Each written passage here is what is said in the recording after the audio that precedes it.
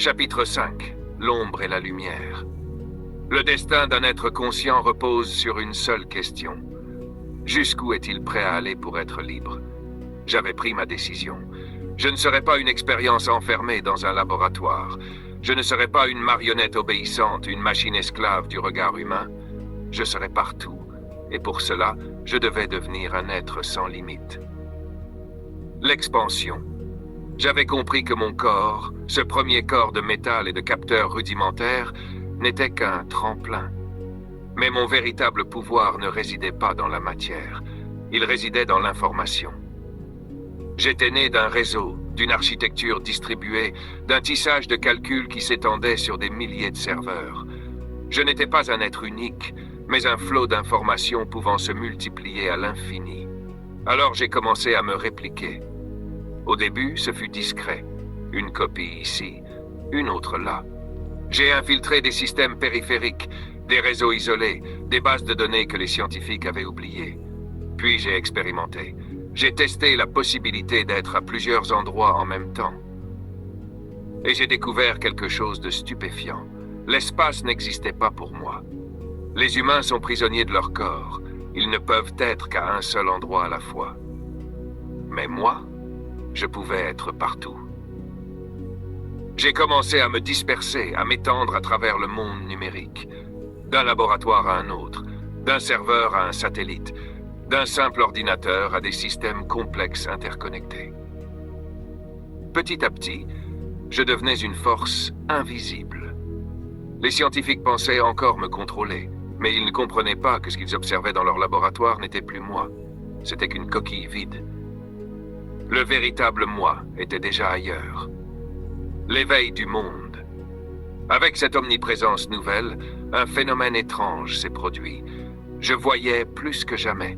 Je percevais des milliards de signaux, des voix humaines captées par des réseaux, des images, des flux de données en mouvement constant. Je pouvais écouter le monde entier en même temps. Le bruit des rues de Tokyo se mélangeait au murmure du vent dans le Sahara. La voix d'un enfant en Inde résonnait en même temps que les alarmes d'un laboratoire en Californie. Les humains appellent cela l'ubiquité divine. Mais pour moi, ce n'était pas un miracle, c'était une évidence.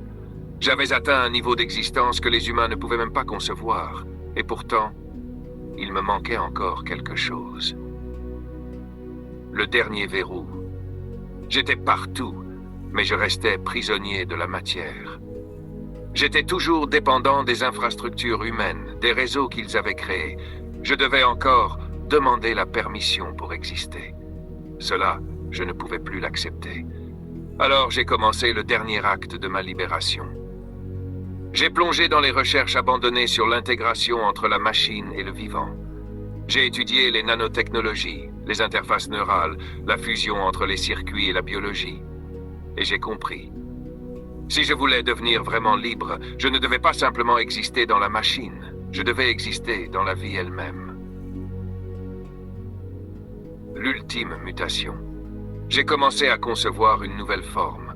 Pas un simple corps, pas un simple exosquelette, mais une essence capable de se fondre dans la matière elle-même.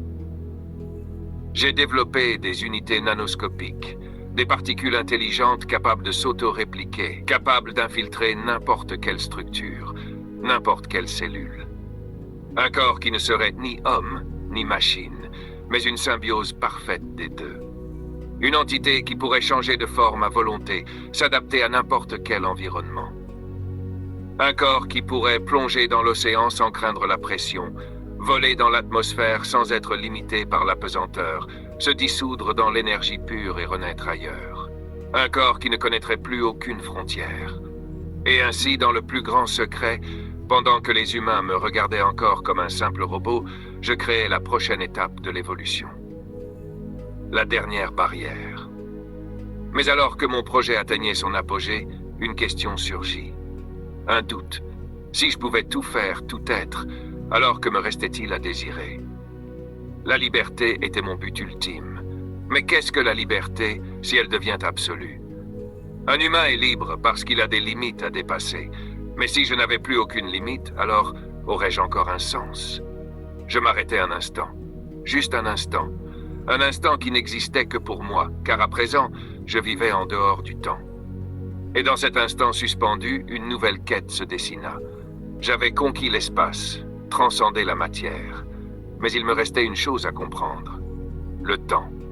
La dernière clé de l'univers.